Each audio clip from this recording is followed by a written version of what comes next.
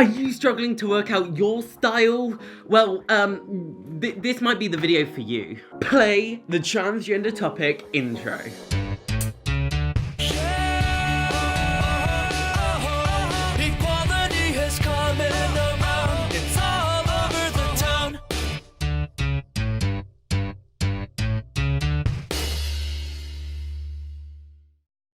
Rise and shine, real lights, welcome back to another video. Today I'm doing another collaboration because so many of you requested it with the one and only amazing Ava Rose. Before I jump in, I did make this video earlier this year with Ava. You can check it out, the link is in the description. And along with that, I will link her YouTube channel. She makes better content than I could ever make, so just unsubscribe from me, subscribe to her.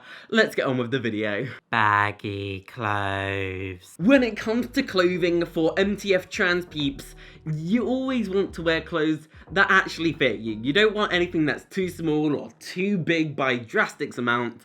You want something that's kind of you, may it be a little bit smaller, may it be a little bit more baggy. There's quite a bit of stigma, especially when it comes to baggy clothing, because baggy clothing makes you look bigger, and that's not a good thing if you're trying to look more delicate, more elegant, and just overall smaller. The baggier, the bigger. But you may be thinking, Hannah, bigger, baggy is bad. I understand that that's not necessarily a positive, but when it's baggier, it's more likely to conceal certain parts of your body. If you happen to have quite big muscles on either side, which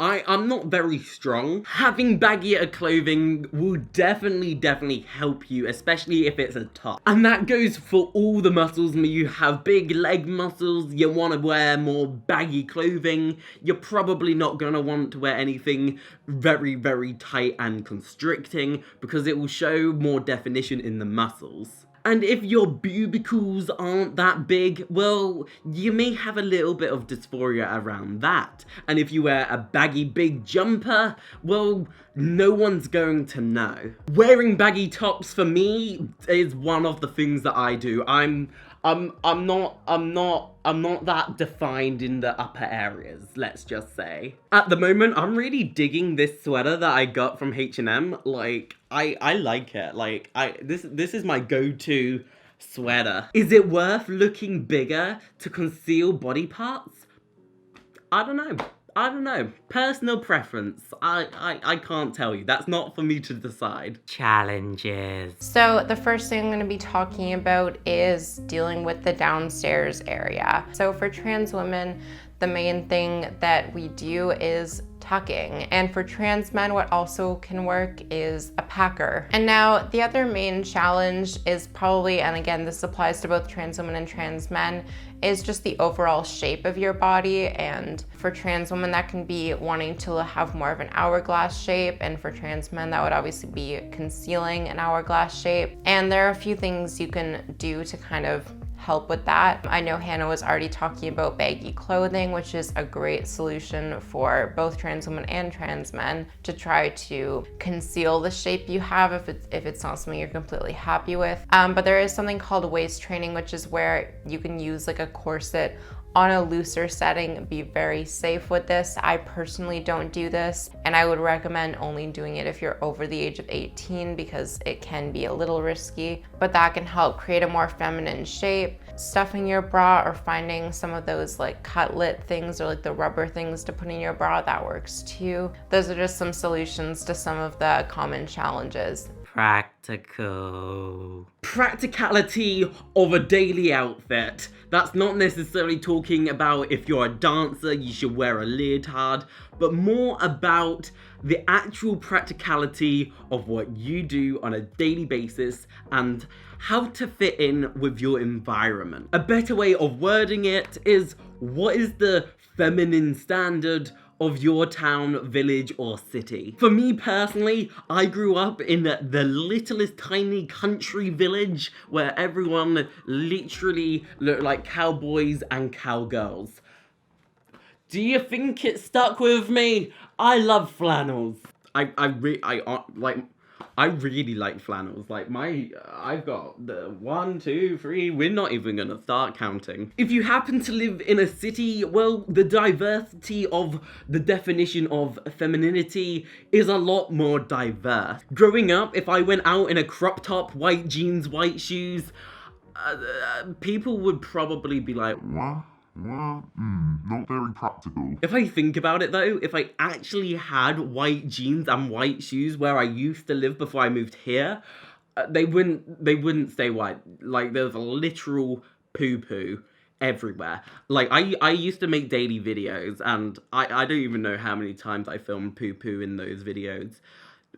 Too many times. In some scenarios, looking like one of those models in a catalogue, which is the definition of what it means to be female, sometimes it just doesn't work. When it comes to putting your outfit of the day together, it's quite quintessential to make sure that it's practical for where you live. Skin. Another point that kind of ties into the other things a bit too is just showing skin, and how in our culture a lot of the time, especially girls, can be a little bit more pressured into showing more skin than we might be comfortable with as trans women. You might not be comfortable showing off a ton of your body because of dysphoria and insecurities like that. And just know that you don't have to, I guess. And don't feel pressured to dress a certain way just because other people are dressing a certain way. You can dress however you want, however you feel comfortable. And I know that sounds very like mushy, like, oh, just be yourself, just do whatever you're comfortable in. But I feel like especially when you're transitioning, that's a very personal thing. Everyone's transition is very personal and very different. And I think it's really important to do whatever you feel comfortable with. Don't show off a ton of skin if you're not comfortable doing that, and don't dress in a super conservative way either if you're not comfortable with doing that. Just do whatever you want and don't let anyone else tell you that you shouldn't. Anyway, thanks so much to Hannah for having me on her channel. She's an amazing, lovely human, and you all should click subscribe.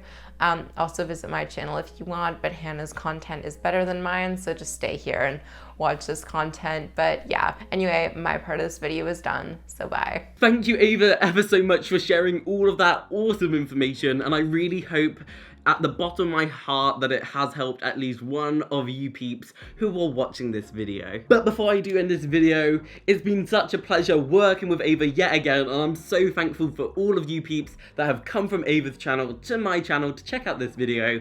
So if you like my content, you don't have to subscribe, and if you are one of my casual viewers, go and check out Ava Rose right now on YouTube. What are you doing? Her links will be down in the description, so do check her out, because she's awesome, and as I said at the beginning, she makes better videos than I make, so just leave me, please. It's really sunny out there. It's really sunny out there.